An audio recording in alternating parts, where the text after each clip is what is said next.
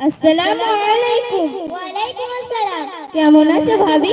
আপা তুমি কখন এসেছো? আমি তো খেয়ালই করিনি। তা ভালো আছো তো? ভাবি তুমি ঘরে যাও, আমি খালামার জন্য চা করে নিয়ে আসছি। না না, তুমি বসো, আমি চা করে আনছি। বুড়ির বকা শুনলে আমার কানটা যাবে পচে। আপা এই নাও চা, এই নাও ধরো খাও। বাবা গো মা গো, জলে পুড়ে মরলাম গো। এ বৌমা না দুষ্টু রানী, গরম চা দিয়ে আমার হাতটাই দিল পুড়ি। দেখেছো ডাইনি বুড়ির কার্যকারী, নিজে তো ভালো করে কাজ ধরতে পারে না, এখন যত দোষ সব আমার। তোমরা দুজনে একটু চুপ করো। আমি এসেছি কিছুক্ষণ আগে, এটুকু সময়ের মধ্যে আমি সব বুঝতে পেরেছি। কেউ একটু কম নয়, দুজনেই সমান সমান। আচ্ছা খালামা, তুমি বলো, আজ যদি তোমার মেয়ে চা করে দিত, তখন তুমি কি বলতে? কি আর বলতাম, একটু সাবধানে কাজ করতে পারিস না, এত তাড়াতাড়ি করার কি আছে? নিজের মেয়ে হলে বলতেন সাবধানে কাজ করতে পারিস না, এত তাড়াতাড়ি করার কি আছে? পরের মেয়ে বলে আপনি ভাবিকে অন্য করছেন, অন্য লোকের মেয়ে, তাতে তোমার গা জ্বলে যাচ্ছে। খালামা, আপনি কিন্তু একটা কথা মনে রাখবেন, ভাবি কিন্তু নিজের বাবা মা পরিবারকে ছেড়ে আপনাকে মা বলে ডেকেছে। ভাবিকে আপনার মেয়ে না ভেবে কি দোষ করেছে তা খুঁজে বেড়াচ্ছে। আর ভাবি তুমি বলো, আজ যদি তোমার মা অসুস্থ থাকতো আর বলতো একটু চা করে দে, তখন তুমি কি বলতে? কি আর বলতাম, মায়ের জন্য চা করে আনতাম। নিজের মা হলে চা করে দিতে, আর শাশুড়ি মা বলে বলছো বড্ড চা খাওয়ার শখ হয়েছে, পারো তা করে খাও। ভাবি তুমি কিন্তু একটা কথা মনে রাখবে, খালামা কিন্তু আপনাকে মা বলার সুযোগ দিয়েছে।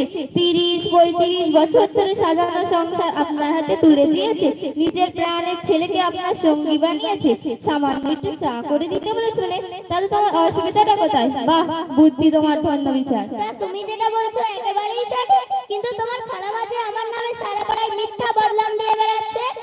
বৌমা, মুখ সামলে কথা বলবে। আমি কার সাথে তোমার মিথ্যা বদনাম দিয়ে বেড়াচ্ছি? বয়স তো অনেক হয়ে গেছে, মিথ্যা কথা বলার স্বভাব যায়নি। তুমি রুবিনা ছোট আমার সাথে কি বলেছো? আমার মা আসলে গোশ কষে কষে করে রান্না করে দেই, বড় বড় মাছের মাথা দেই, পোলট্রির রান দেই, আর তোমাকে কিছুই দিই না।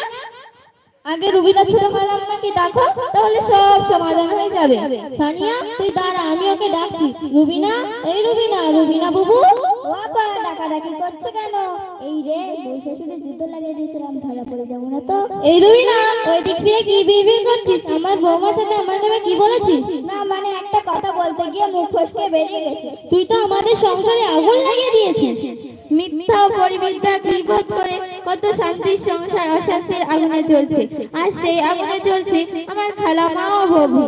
যদি এই বিষয়ে কোনো ধারণা পড়তো না, তাহলে দুজনের মধ্যে কথাই হতো না। বুখারী শরীফের 2227 নম্বর হাদিসে আবু হুরায়রা আনহু নবী সাল্লাল্লাহু আলাইহি সাল্লাম বলেছে, তোমরা আন্দাজ ও অনুমান থেকে বেঁচে থাকো। অনুমান করে কথা বললে, এবং মহান আল্লাহ পবিত্র কোরআন শরীফে বলেছে, তোমরা একে অপরের সঙ্গে মিলেমিশে থাকো, কারোর সাথে ঝগড়াঝাটি মারামারি করা হাদিস কোরআনের বিরোধী। মা সানিয়া, তুমি না থাকলে এগুলো জানতে পারতাম না। আমি খুব দুঃখের সঙ্গে লজ্জিত হচ্ছি, এরকম কাজ আর কখনোই করবো না। তোমরা দুজনে আমার মাফ করে দাও। ঠিক আছে, আমরা দুজনে তোমাকে ক্ষমা করে দিলাম, আর কান্নাকাটি করো না। ছোট খালাম্মা, তুমি আল্লাহর কাছে তওবা করে নিন, আল্লাহ আপনার গুনাহগুলি মাফ করে দেবে। তোমরা সংসারে রাগারাগি করে থেকো না, যত সব আমার জন্য তোমাদের ঘরে অশান্তি। তোমরা সবাই মিলেমিশে থাকো। মা, তুমি আমাকে ক্ষমা করে দিও, তুমি আমার নিজ ছোট মেয়ে হিসেবে গ্রহণ করো। না মা, তুই আমাকে ওরকম ভাবে লজ্জা দিস না। আমি তোকে ছোট মেয়ে হিসেবে না মেনে বড়ই ভুল করেছি। ইসলামের বিধান হলো বাবা মায়ের সেবা করা সন্তানের দায়িত্ব, পুত্রবধূর দায়িত্ব নয়। আমাদের একটা কথা মনে রাখতে হবে, স্বামী মা বাবার সেবা করা হয় যদি। কোন স্ত্রী স্বামী মা বাবার খেদমত করে থাকে, তাহলে তার জান্নাত নসিব হয়। কোন শাশুড়ি যদি তার নাতি নাতনি কোলে পিঠে মানুষ করে থাকে, আর বৌমা যদি তার শাশুড়িকে নিজের মা ভাবে, আর শাশুড়ি যদি বৌমাকে নিজের মেয়ে ভাবে, তাহলে সংসারে সুখ শান্তি আসবে। আমরা এই মোকালা থেকে এই বুঝলাম যে অন্যের কথা শুনে সংসারে অশান্তি করতে নেই। ভালো লেগেছে গো দাদা, তো মায়েরা দিল না দাদা। আসসালামু আলাইকুম।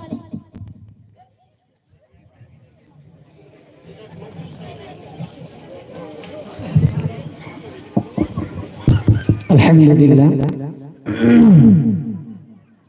যদিও আজ অসংখ্য পরিবারের মধ্যে এই বীজ ঢুকে গেছে যে একজনের সঙ্গে বউ শাশুড়ি মা মেয়ের মতো, সেই